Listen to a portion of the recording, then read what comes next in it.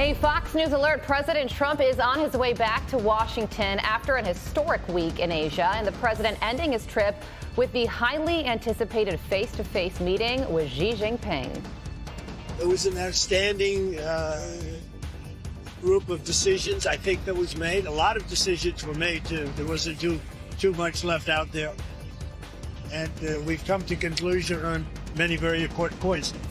You are watching Fox and Friends First on this Thursday morning. I'm Carly Shimkin. And I'm Todd Pyro. We have huge news coming in right now when it comes to trade, as well as stopping the flow of fentanyl into the U.S. Here to break down some of the key details coming from that meeting is Doug Luzader. Doug.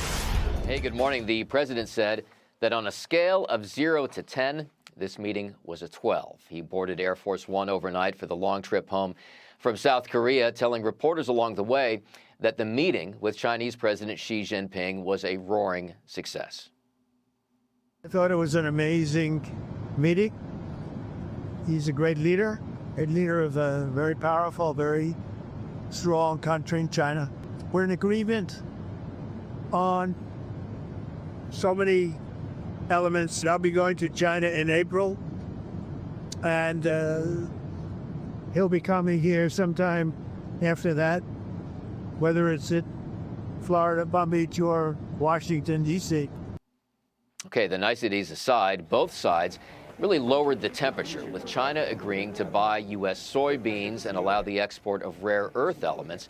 And while Trump said the thorny issue of Taiwan did not come up, the two sides did agree to work together on Ukraine, he said. Xi acknowledged that the U.S. and China don't always see eye to eye, but the U.S. did agree to lower some of the Trump administration's tariffs put in place to get China to stop selling chemicals used to make fentanyl. I put a 20% tariff on China because of the fentanyl coming in, which is a big tariff. And based on his statements today, I reduced it by 10%, so it's 10% instead of 20%, effective immediately. I believe he's going to work very hard to stop the death that's coming in.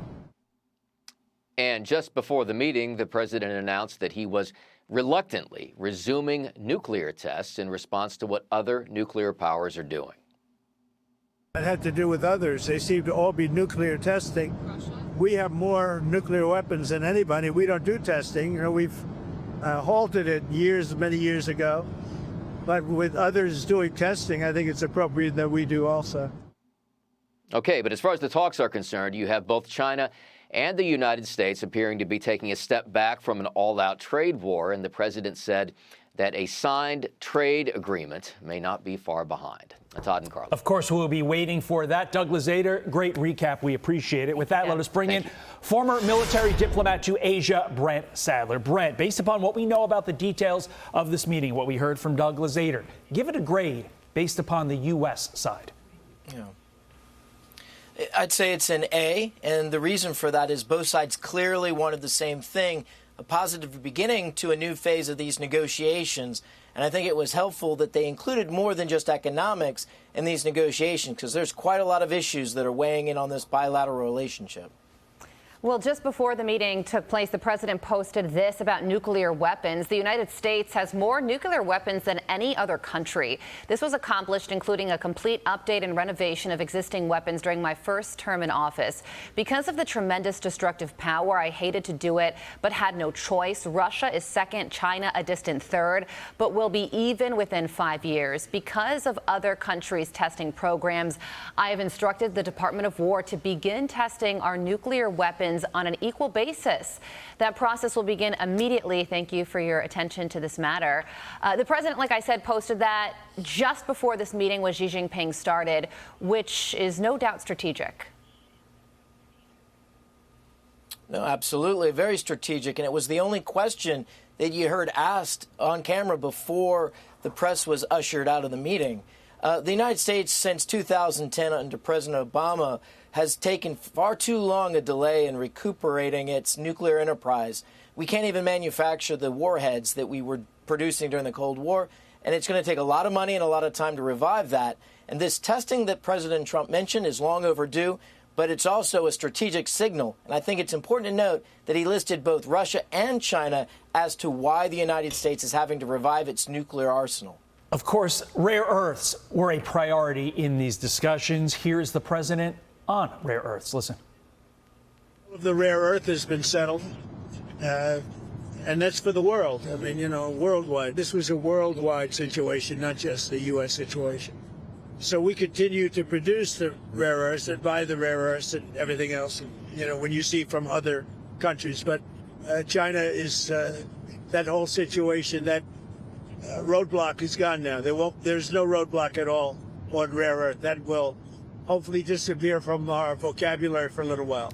Okay, Brent, so you heard the president right there saying the roadblock is gone. Are you, though, confident, being an expert in Asia as you are, that China will no longer use rare earth minerals as a cudgel over us? I think it's important to note that there's a one-year window in a lot of these tariff and sanction reliefs. So it's very much a trust but verify, and we'll see how things go in the near future. But I think the world, and certainly allies like Japan, have felt the sting of China's use of rare earths as a political tool. And I think the Chinese will use it again, and maybe even some other corner of the market that they control, perhaps even in shipbuilding or shipping in the future. But what is also very true is many countries now are investing in the very critical refining of these rare earths. So the market is diversifying and I think de-risking an over-reliance on China refining of these rare earths. And that's a good thing for all of our partners and allies.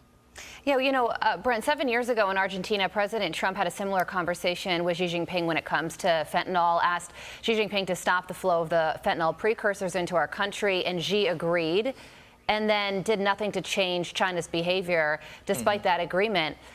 So while there appears to have been a lowering of temperatures between our two countries as a result of this face-to-face, do you think anything in the long run will really change as a result of this meeting?